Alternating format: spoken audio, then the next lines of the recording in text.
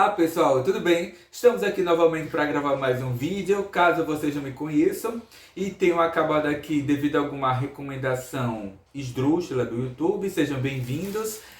Meu nome é Flaubert e esse é o Catedrais de Babel, que é simplesmente um espaço no qual eu me dedico a registrar minhas impressões sobre os livros, gibis ou os últimos filmes com os quais eu acabei de entrar em contato. Pois bem, hoje eu não vou tecer nenhum comentário sobre algum livro ou gibi novo, porque nesse início de ano eu estou relendo algumas obras, como eu já comentei aqui, né? O Hobbit, O Senhor dos Anéis, O Silmarillion. Resolvi reler o Michael Crichton, né? Então li o Jurassic Park essa semana, comecei a reler, aliás, né? Reli pela terceira vez o Jurassic Park, estou lendo hoje, eu comecei O Mundo Perdido, né? Que são romances excelentes, que eu gosto muito dessas obras que fazem uma espécie de vulgarização científica, que trazem de forma lúdica, atrativa e bem-humorada informações de ponta sobre o desenvolvimento científico. Então, no Jurassic Park, o o Michael Crichton, ele trata sobre a questão do conhecimento científico, né, qual o papel do conhecimento científico. Ele usa como pano de fundo a bioengenharia, a genética e a suposta possibilidade de clonagem de animais extintos, né, que são os dinossauros. E no Mundo Perdido, que é a continuação, ele trata sobre o tema da extinção. Porque a regra no mundo, no planeta, é a extinção dos animais. Mais de 99% dos seres vivos que já habitaram esse planeta se extinguiram.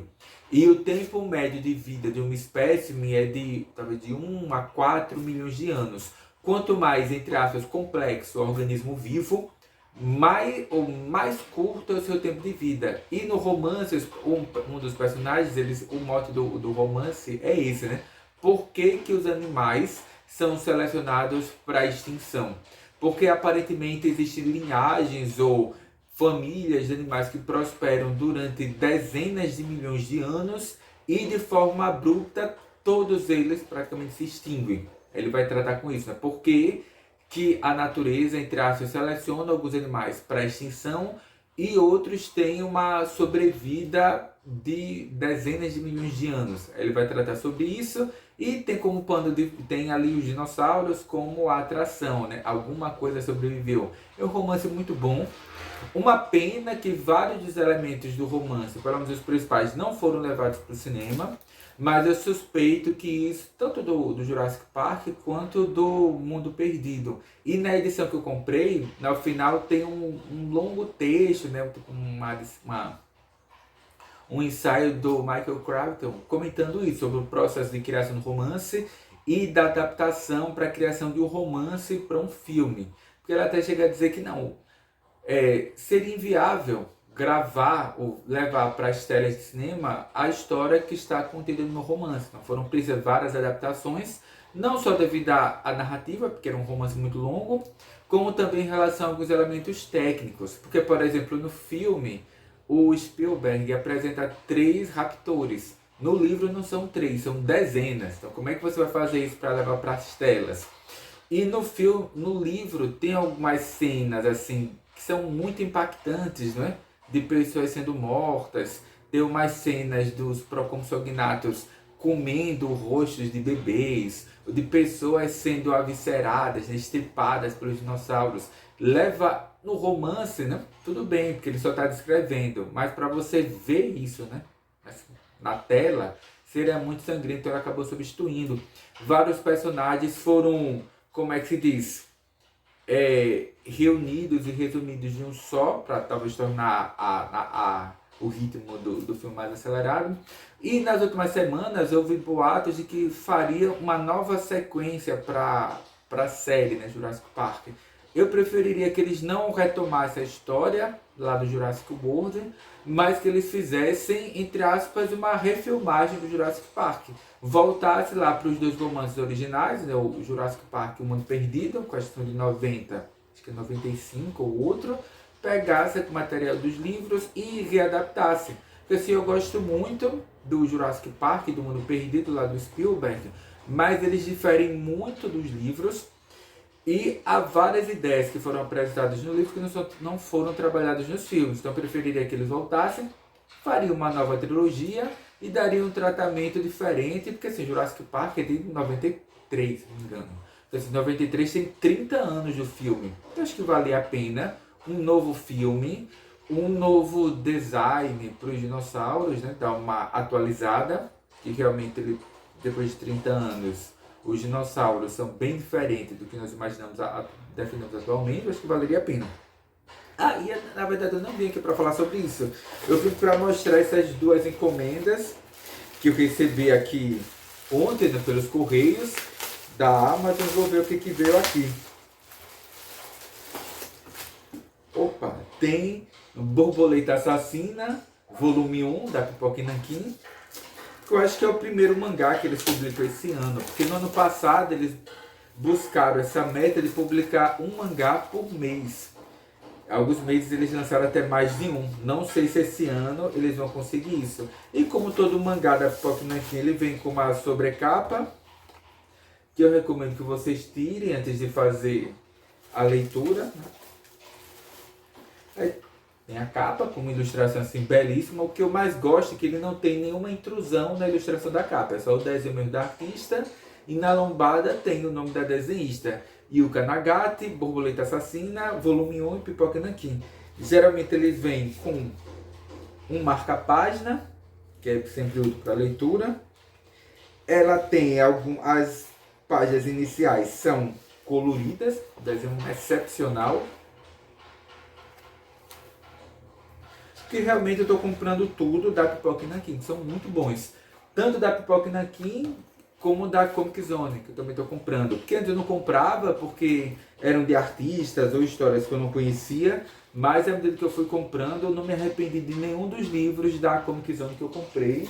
Acho que tem mais ou menos um ano, um pouquinho mais de um ano que eu vou comprando o que eles publicam. Deixei passar um ou outro, não me arrependi, mas sempre vale a pena os quadrinhos dele, tá?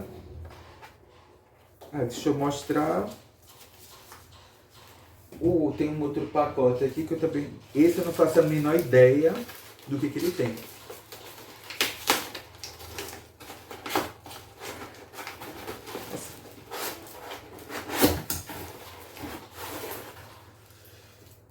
Nossa!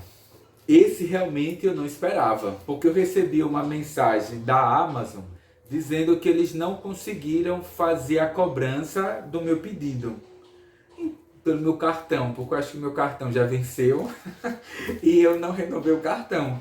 Então eu não sei como é que eles fizeram para realizar o pagamento. Para ver, eles tentaram e o cartão autorizou. Aí realmente meu cartão está vencido, eu tenho que passar no banco, eu acho, para renovar. Edição definitiva do Demolidor, volume 2. Caras, eu gosto demais.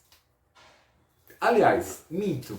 Eu gostava muito da coleção clássica Marvel, porque era um formato menor, papel, a capa era um papel cartolinado, era uma edição simples.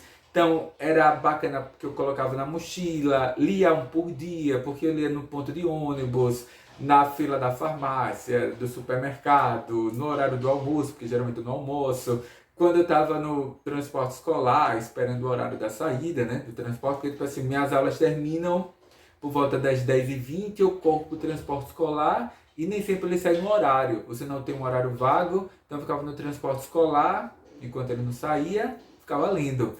Mas para você colocar um trambolho desse aqui na mochila, ou ler isso aqui no ponto de ônibus, ou no horário do almoço, é bem desconfortável. Mas assim, é uma edição bem bonita e ele vem compilando em ordem cronológica todas as edições do Demolidor.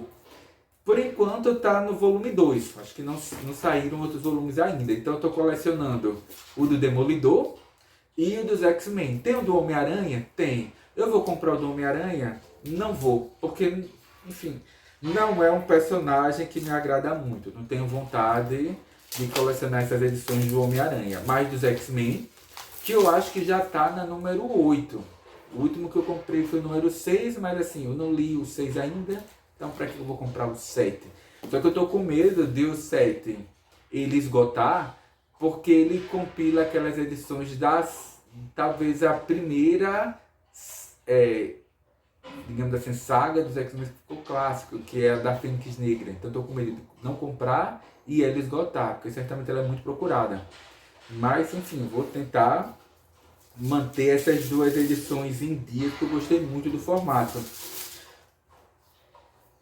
Aí vem no fundo a capa das edições que são compiladas, ele diz, esse volume de 480 páginas reúne o Daredevil, né, 64, da número 22 a 39, o Demolidor Anual de 67 e o Quarteto Fantástico número 73. Mas assim, é uma edição muito bonita. Mas como eu disse, eu preferia a coleção clássica Marvel porque ela era menor, era mais fácil de transportar, mas em relação, como se diz, custo-benefício, essa aqui é mais barata. Porque os títulos eles subiram muito de preço e para compilar o número de edições que vem aqui, você precisaria às vezes de 4, 5 daquelas edições menores da coleção clássica Marvel. Então ficaria muito mais cara aquelas edições menores do que esse aqui encadernado. E se você contar com uma, como é que posso dizer, uma promoção ocasional, ele fica ainda mais barato. É menos confortável de ler? É.